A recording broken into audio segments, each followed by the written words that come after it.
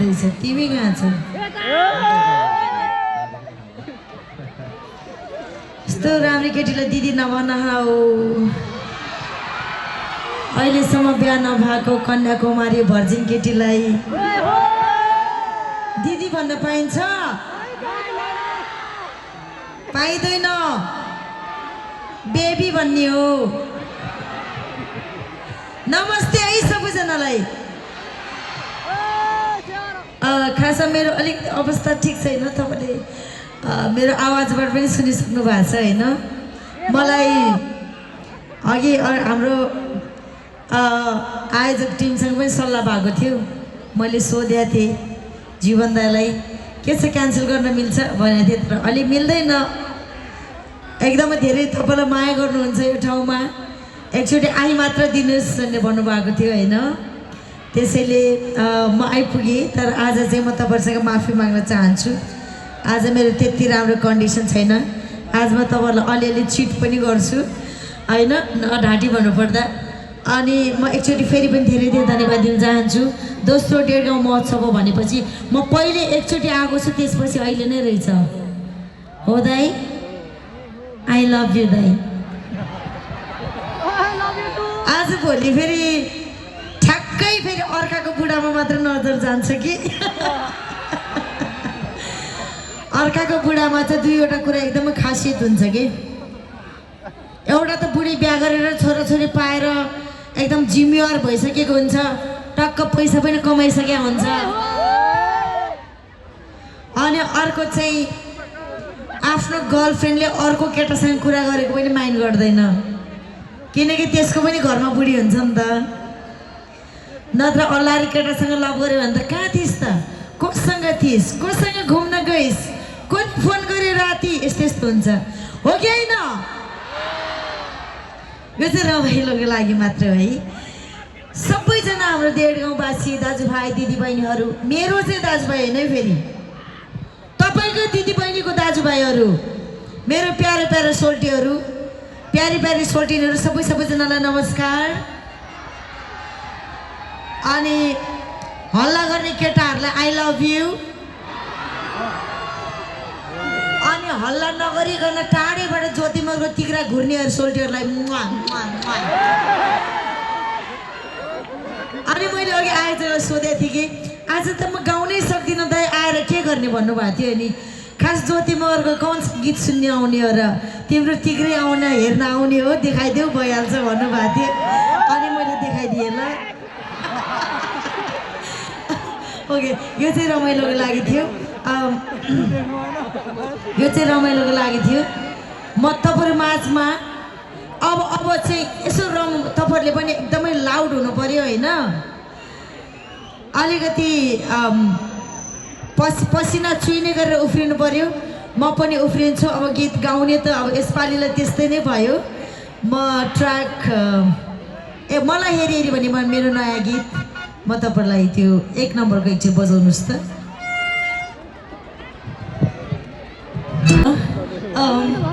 Smoke नगर ल मलाई थाहा छ मुनिबाट स्मोक गर्दाखेरि सेक्सी देख्छ स्टेजमा हो कि नि के भयो स्टेजमा गीत गाउँदाखेरिको स्मोक अनि सुहाग रात मनाउँदाखेरिको dream light oh my God तर मलाई चाहिँ थाहा छैन है मलाई थाहा छैन अहिलेसम्म मैले लभ पनि गरेको छैन कसम तिम्रो कसम गरेको छैन आई एम स्टिल भर्जिन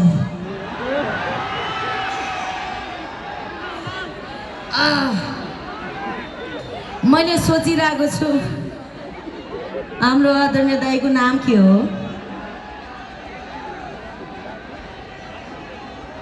यहाँ आऊ न मुला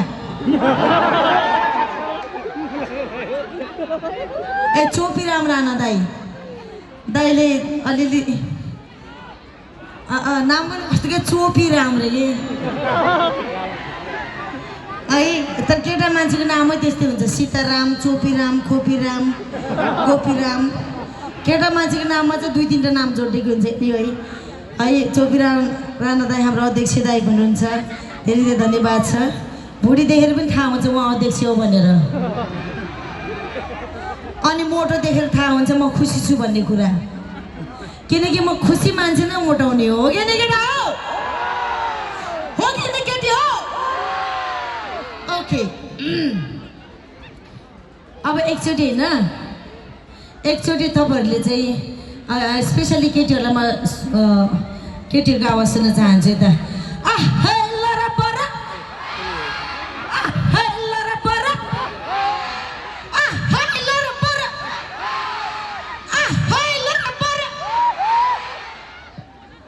यति चाहिँ तपाईँले गर्नुपर्छ ल।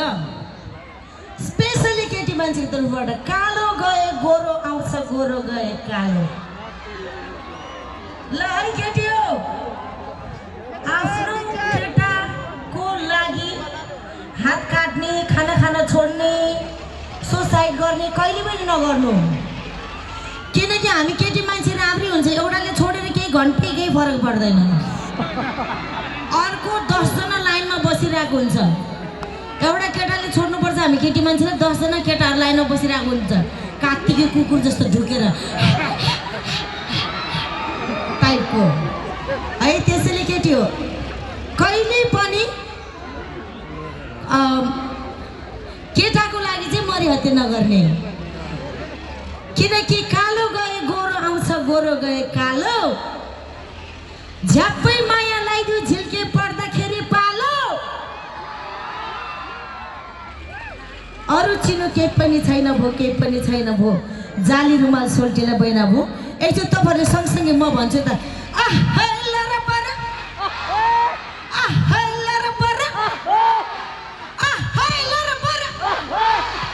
यति चाहिँ तपाईँले भन्नुपर्छ है त। अनि खै हेलमेट समाउने केटाहरू हुँदा आमामा सोल्टीको बाइक रहेछ भन्ने थाहा भयो कि बल्ल। मलाई त अचेल होइन, खास त्यो हेलमेट लाउने बाइक चढ्ने केटाहरूसँग डेटिङ जान मन लाग्छ कि, त्यो पनि पिच रोडमा होइन, अफ रोडमा।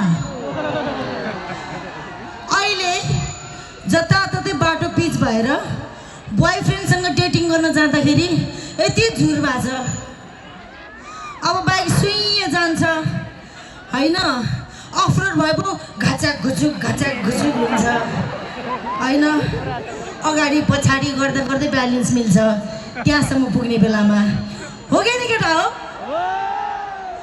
अब हामी प्रेम गर्ने प्रेमी प्रेमिकाको लागि चाहिँ बाटो पिच हुनु हुँदैन के, हो कि होइन। त्यसैले त्यो हेलमेट लाउने केटाहरू सबै मेरो बोयफ्रेन्ड पालै पालो डेटिङ गर्छु म तिनीहरूलाई। तर मैले सोचेको थिएँ खासमा हेलमेट लाउने बाइक चढ्ने केटाहरूसँग मात्रै लभ गर्न सजिलो हुन्छ होला, कारमा त्यो अवसर मिल्दैन होला जस्तो लाग्थ्यो कि मलाई है। अनफर्चुनेटली एकजना कारमा चढ्ने केटासँग भेट भएपछि बल्ल थाहा भयो, कारमा झन् पुरै गियर हान्ने मिल्दो रहेछ यसरी होइन। अनि सोल्टीले केटीसँग नजिक हुनको लागि जति बेला पनि स्पिड कहिले स्लो गर्छ, कहिले फास्ट गर्छ, तर गियर चाहिँ यसरी चलाएको घच्याक घच्याक पारी गर्दो रहेछ कि, अनि बल्ल पर्दो रहेछ कि है। तर एउटै कुरा के हो भने 100 बात के एक बात, मन मिल्नुपर्छ, खाने मुखलाई जुङ्गाले छेक्दैन। त्यसैले डेटिङ भन्ने कुरा चाहिँ उमेरमै गर्नुपर्छ है केटाकेटी हो। पछि 60-70 वर्ष पुगेपछि त तपाईँको बडीले पनि हार्मोनहरू प्रड्युस गर्न छोड्छ भन्दै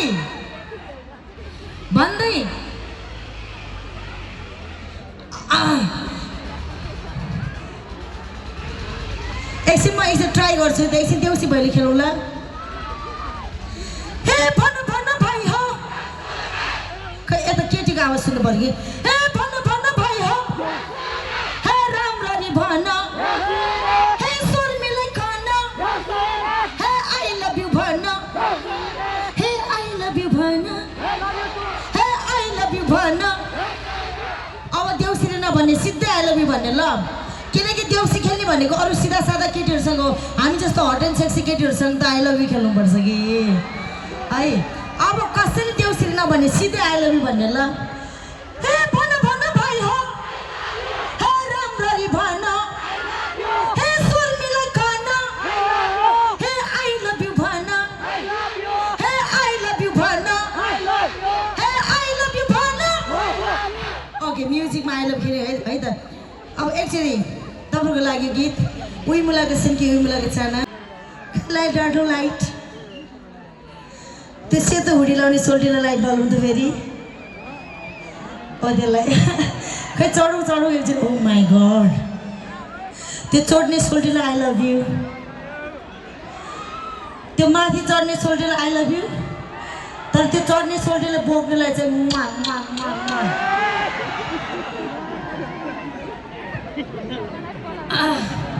अब हजुर I love you.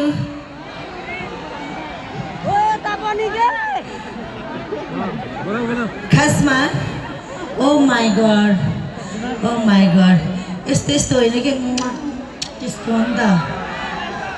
Soaltee flying किसै राम्रोसँग गर्न आउँदैन, टङ किस कसरी गर्छु पछि सिकिराख ज्योति मगरसँग।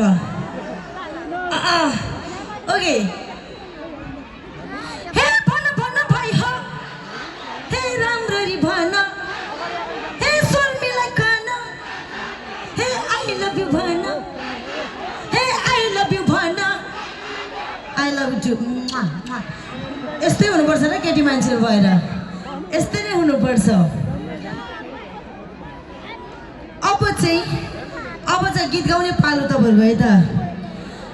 जान्छु नि त कहाँ र अँध्यारो मालाको माया, अँध्यारो मालाको माया। खासमा यो गीत चाहिँ मैले मेरो बाउलाई डेडिकेट गर्न चाहन्छु, किनकि म जन्मेको पनि बाउको कारणले। हुन त धेरैजना भन्दा पनि हामी सबैले गीत पनि आमाको लेख्छौँ, माया पनि आमालाई गर्छौँ, आमाकै माया लाग्छ, सत्य पनि हो कि होइन? तर तपाईँ हामी बन्नुमा चाहिँ बाउको ठुलो हात छ। सोल्टीले पनि सोचिरह होला, हातले त होइन होला भनिरह होला। ठुलो हात छ मतलब बाउको पनि ठुलो योगदान छ कि हो कि होइन? I love you too. खासमा मलाई नेपालमा हुन्छ नि, यो केटी त लास्टै ज्याद्रो छ, छोटो छोटो लुगा लाउँछ होइन, विकृति ल्यायो भनेर गाली चाहिँ गर्नुहुन्छ बेसरी। लास्टै ज्याद्रो छ यो केटी, छुच्चो पनि छ होइन भन्नुहुन्छ। खास म स्वीकार्छु पनि, म छु पनि, नर्मली म अरू जस्तो छैन, छु पनि, वाट टु डु है, यस्तै जन्मेँ म। तर यस्तो हुनुमा चाहिँ मेरो बाउको ठुलो दोष छ कि केटा हो, ठुलो दोष छ। किनकि मेरो बाउले त्यो रात पनि रक्सी खाएको थियो कि, जुन रातमा मेरो बाउको पेटबाट आमाको पेटमा जाँदै थिएँ नि, मलाई जानु चाहिँ मन थिएन, बाउले जबरजस्ती पठाएको हो। त्यो रात पनि मेरो बाउ झ्याप थियो रक्सी खाएर, बाउको पेटभित्रमा पनि झ्यापहरू सुतिरहेको थिएँ। तर बाउले आई लभ यु टु, बाउले इमोसन कन्ट्रोल गर्न सकेन, मलाई पठाइहाल्यो, जानै त पर्यो होइन। त्यस कारणले गर्दाखेरि त्यस्तो झापको तालमा पनि रेस लगाएर लाखौँ करोडौँलाई पछाडि छोडेर आमाको पाठ्यक्रम पुगेर सक्सेस भएको त म एकजना हो नि त। मेरो बाउ आमाको रातभरि दुःखको फल भने म एकजना मात्रै हो कि नि केटा हो? अनि म ज्याद्रो नभएर को हुन्छ? त्यसैले मैले जहिले पनि यो गीत मेरो बाउलाई डेडिकेट गर्छु। चान्छु नि त कहाँ र अँध्यारो मालाको माया, अँध्यारो मालाको माया। ओके, एउटा चाहिँ यसरी डान्स गर्दै जोरदार गीत गाउँदा सास बढ्छ। अर्को चाहिँ एक्चुअली मेरो मोबाइल पास गर त। अर्को चाहिँ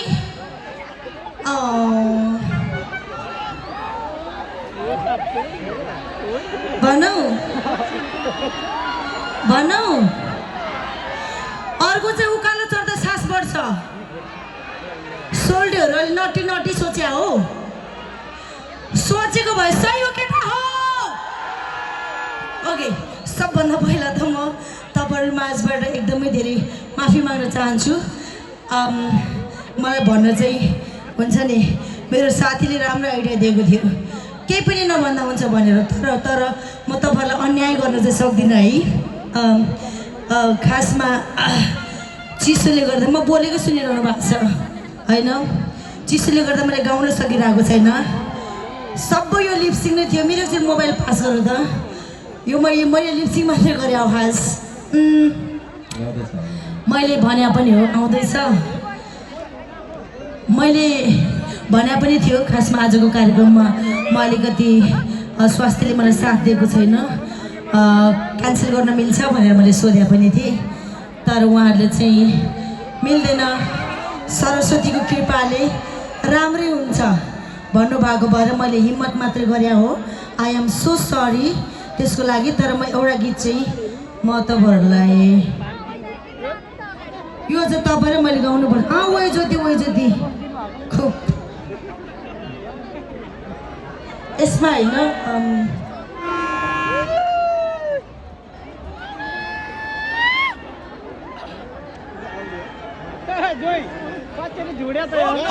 ओके, यसरी मोबाइल लगी पनि दिनु ल। खै कता गयो, लगी पनि दिनु। अहिले चाहिँ मैले अलिकति उफ्रिँदै अलिकति